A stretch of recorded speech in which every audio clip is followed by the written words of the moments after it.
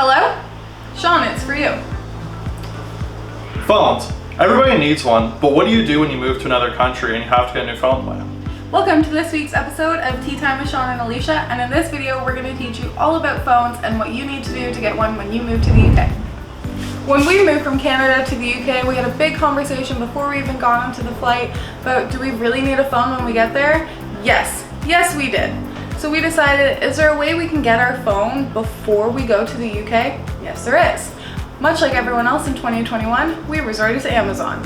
So it was really great for us because we could just order SIM cards from Amazon and it would give us each a full month of a phone plan basically, and it was a really good price. And then this way we were able to, in the Pearson airport, switch our SIM card from our Canadian one to our UK one, and by the time we landed, everything was already set up. If this option's available to you, I would highly recommend getting your SIM card before you even fly out. This was really beneficial for us and probably the best thing we could have done because we flew out during the pandemic, so we needed to quarantine when we got there. And not only did we need a phone number for our track and trace for quarantining, but we also needed it to get groceries sent to our place. So obviously the SIM plans we got off Amazon were just a temporary solution, so we needed to start looking for a more permanent option once we got off of that plan. Unfortunately in the UK, because of the fact we had no credit history, we couldn't actually get like a proper contract phone plan, which gives you a lot more benefits. So we were stuck with pay-as-you-go as kind of our only option. Now fortunately most of the carriers here do offer some sort of pay-as-you-go plan. We chose to go with giffgaff just because they were pretty cheap. Like I think we were paying £20 a month for like 100 gigs of data. So just insanely cheap compared to back home where the plans are super expensive. But they were a great option and service is pretty good. I mean, most of the carriers here are pretty good, so you shouldn't have too much trouble picking a pay-as-you-go plan here. If you recently watched our banking video, you know that we gave you some tips on how to build your credit, which means we've started being able to build our credit, which is great. And because of that, we were able to switch to an actual phone plan.